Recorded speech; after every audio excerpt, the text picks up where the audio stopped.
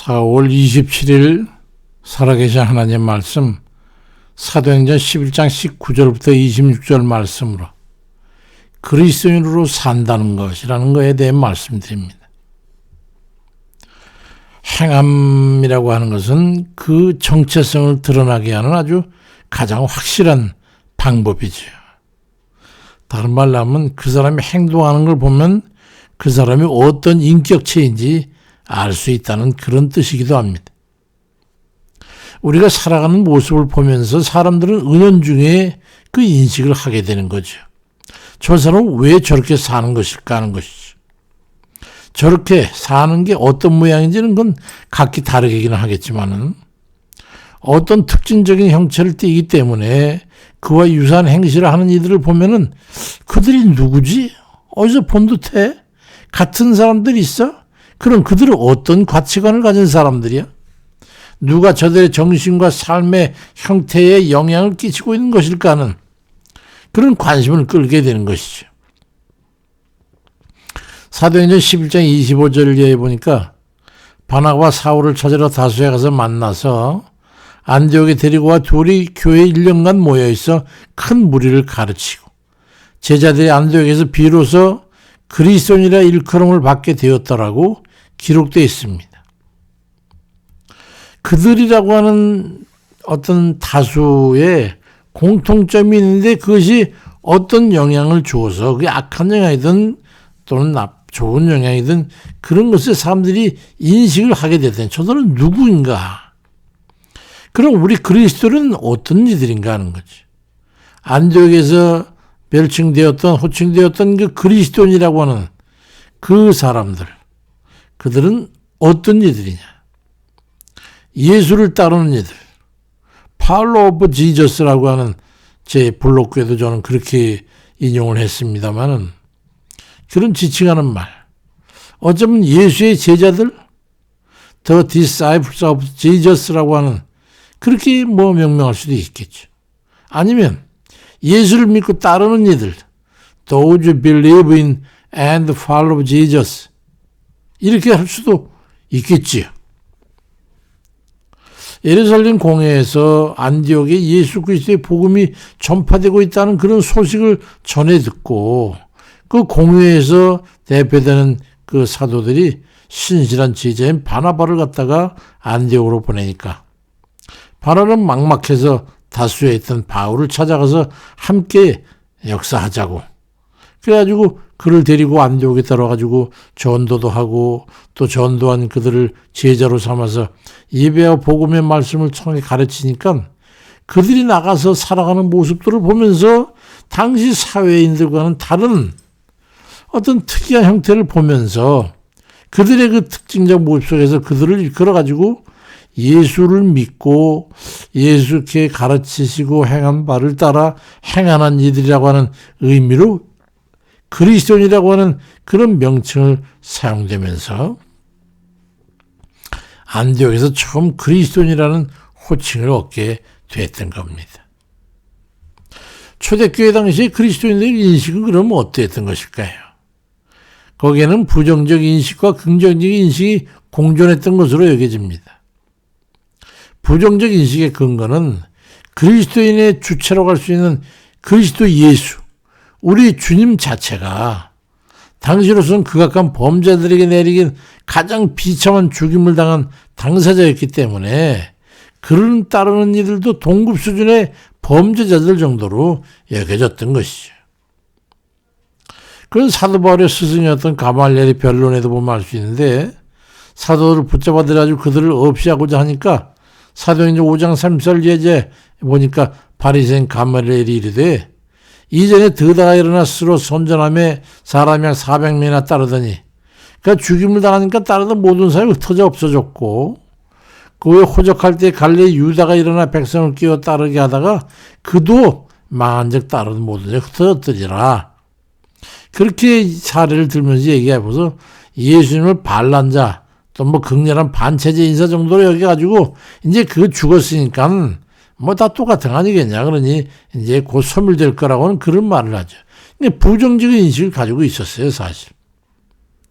또 그런데 반대로는 긍정적인 부분이 있어서 아나니아와 삽비라 사건이 발단이 됐던 그 구제 사업이 일어났지 않습니까?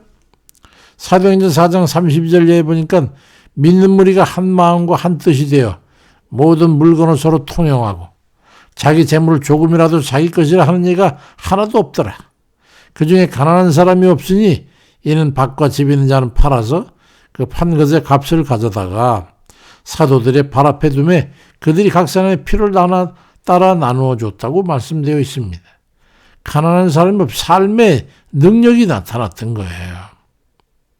이런 상반되는 인식이 공존하고 있을 때에 사도 바울은 그보다 더해서 사도행전 24장 17절을 보니까 여러 해 만에 내가 내 민족을 구제할 것과 재물을 가지고 왔다고 기록되어 있어요.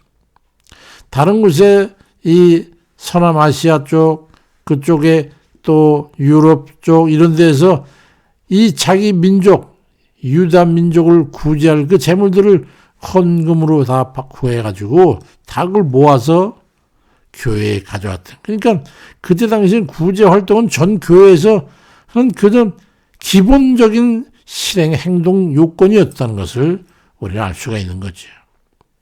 그뿐만 아니라 사도행전 10장 1절 이하에 보니까 가이사랴에 골레노라고 하는 사람이 있는데 그는 이달리아 부대의 백부장이라.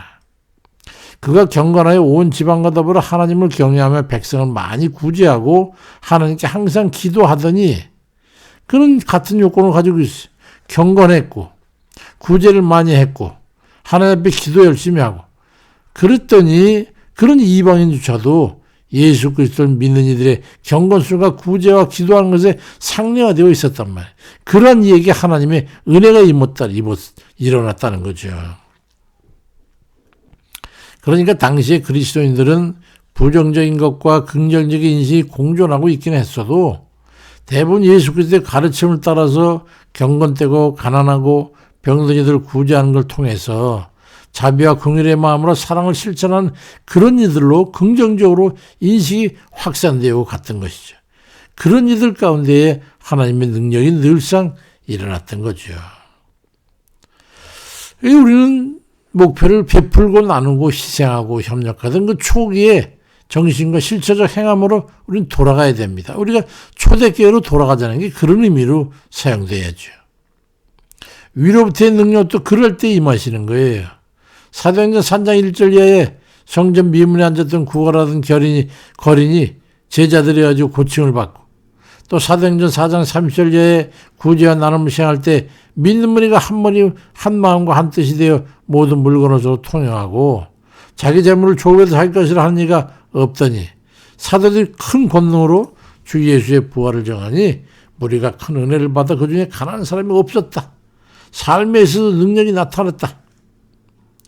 그러한 이적과 기사는 주의 말씀대로 경건한 생활과 가난한 이들을 구제하고 기도에 전념하니까 이방인들에게도 나타나게 되지. 아까도 말씀드린 사도행전 10장 1절까지 4절까지 말씀해 보면 가이사랴 고넬료라는 로마의 백부장이 그는 경건했고 하나님을 경외하는 그런 사람. 백성을 많이 구제했고 거기다 또 항상 하나님 앞에 기도하기를 힘쓰고 그랬더니 그런 그에게 환상 중에 하나님의 사자가 나타나셔가지고 네 기도와 구제가 하나님 앞에 상달되어 기억 한번 되었다고 그런 증거를 주게 됐던 거지. 지금의 중국과 동남아시아 지역에 복음이 전해지는 곳에 주의 말씀대로 경건과 구제와 기도가 실행되는 그곳에 이적과 기사가 일어나는 것과 무관하지 않은 거예요. 하나님께서 원하시는 건 그거란 말이에요. 복음이 전해지는 곳에 주의 말씀대로 실행되는 그것, 경건과 구제와 기도. 경건한 신앙생활과 주의 뜻을 알아 가난하고 소외된 이들을 구제하고 기도에 전념하는 그곳에 성령의 능력의 역사가 일어나는 거예요. 그래서 우리는 초대교회로 돌아가자는 거예요. 하나님의 나라는 말에 있지 않고 능력에 있다는 거. 우리는 초대교회의 그 정신과 기본으로 돌아가야 된다. 그것이 우리에게 그리스도인으로서의 능력이 나타나는 것이 될 것이다. 야고보 1장 27절에 하나님 아버지 앞에서 정결하고 더러움이 없는 경건은 곧 고아와 과부를 그 환난 중에 돌보고 또 자기를 지켜 세속에 물들지 아니하는 그것이니라. 그런데 우리 스스로가 말만 앞서고 껍데기만 가지고 있게 되니까 능력을 잃어버리게 되고 그리스도인이라는 이름표도 내세우지 못하게 되는 겁니다. 지금 어디라고 얘기할 것도 없고 교회들 많이 가보면은 좀 인너라 좀 큰애 하는데 가보면 다 정신 빠져 있는 거예요. 무슨 직분자들은 무슨 계급도 아니고 말이죠. 세력도 아님에도 불구하고 그저 얼굴만 들려고 말이죠. 거들먹거리고. 이거 빨리 떠나야 됩니다. 이거. 나눔과 구제를 통한 진실한 경건과 주님 말씀대로 실행하는 그 행함과 기도에 전념하는 거, 그렇게 해주고 성령께서 역사하시는 그리스도인의 능력을 회복하는 그런 이들 다 되시길 주의 이름으로 축원드립니다. 아버지, 우리가 주님 앞에 다 회개하고 자복하고 주님 우리의 심령을 다 주 앞에 토로한 날이, 아버지, 적지 않은 세월이 가도 우리는 정말 아무것도 할 수 없는 무능력함에 지쳐 떨어져 있습니다. 우린 능력을 잃어버렸고 그것은 우리의 행함이 없고 아버지의 경건됨도 사라지고 껍데기만 남아있는 그런 우리의 모습 속에서 그 신앙으로 구한들 아버지 무슨 능력이 있어서 이 세상을 변화시킨다고. 아버지, 참으로 저희의 부족하고 어리석고 무능함을 용서해 주옵소서.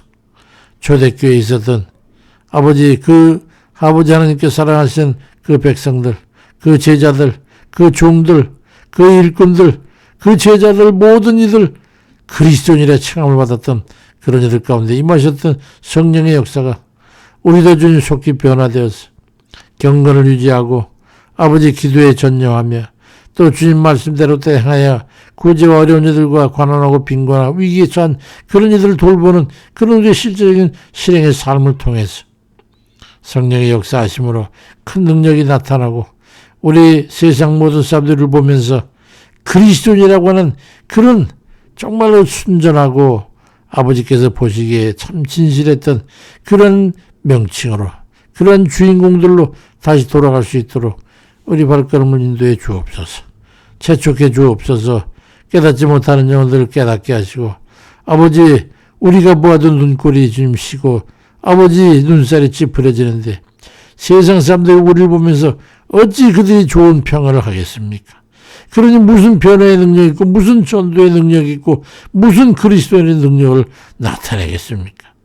우리의 부족한 거 아버지 어리석고 무능하고 교만하고 헛됨을 용서해 주옵소서. 그리스도의 보혈로 씻어주시고 성령의 물로 다스려 주시고 아버지 하나님이여 깨우쳐 주옵소서. 하나님, 능력이 없으니 아버지 솔로 혼자 병이 났던 그리스도인을 데려가고 아버지 귀신이 사로잡힌 자들이 부지기수한 것만 아버지 우리의 의대로 어찌할 수 없고 아버지 무능력하고 헛됨을 아버지 앞에 고백하면서 용서를 주님 구합니다. 우리 주님 깨우쳐 주시고 성령의 권능을 덧입혀 주옵소서. 감사드리고 예수 그리스도 이름으로 기도드립니다. 아멘입니다.